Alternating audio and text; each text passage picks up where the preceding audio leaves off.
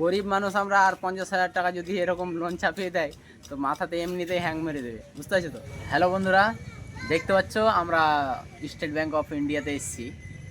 তার কারণ হচ্ছে যে আমার অ্যাকাউন্ট হোল্ড হয়ে গেছিলো, আর সেখানে 50,000 টাকা মাইনাস দেখাচ্ছিল আর কি, মানে লোন টাইপের আর কি।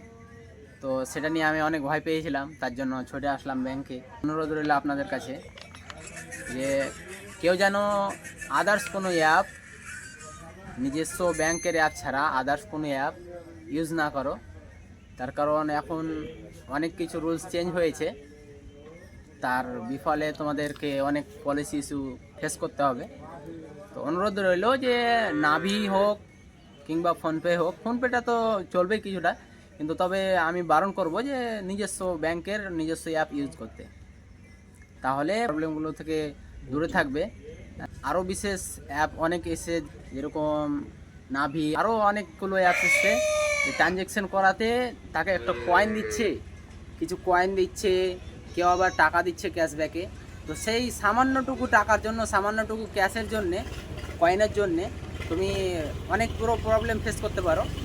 তার জন্য অনুরোধ রইল যে অন্য কোনো না অ্যাপস ইউজ করে নিজস্ব ব্যাংকের অ্যাপ চালাবে আর কি, নিজস্ব ব্যাংক থেকে ট্রানজ্যাকশন করবে, তাহলে ব্যাংক থেকে সেটাকে অ্যাকসেপ্ট করবে বা সেটার উপরে অ্যাকশন নেবে, বা সেটা দেখতে চাইবে, তোমাকে কিছু বলবে না, বা সেটাকে ঠিক করার জন্য একটু বেশি করে মত দেবে আর কি, যদি কোনো দিন প্রবলেম হয়। তাই অনুরোধ রইল যে অন্য কোনো অ্যাপস না ইউজ করা। আমি আসলাম ব্যাংকে, তো জিনিসটা ঠিক তো অবশ্যই করে দিল। তা আমার বললো যে বেশি ট্রানজ্যাকশন হয়ে গেছে বিজনেসে, সেভিং অ্যাকাউন্ট আর বিজনেসের মতো ট্রানজ্যাকশন হয়ে গেছে বেশি, ওই জন্যে আমার অ্যাকাউন্টে এরকম হোল্ড হয়েছে। তো সেটা তো ঠিক হলো, আবার ইন্স্যুরেন্সও করতে হলো। বলছি ইন্স্যুরেন্স না করলে ঠিক হবে না, সেটা ওদের যাই হোক কিসের জন্য করলো না করলো, কিন্তু ইন্স্যুরেন্স করলো, তারপরে ঠিক হলো অ্যাকাউন্টটা।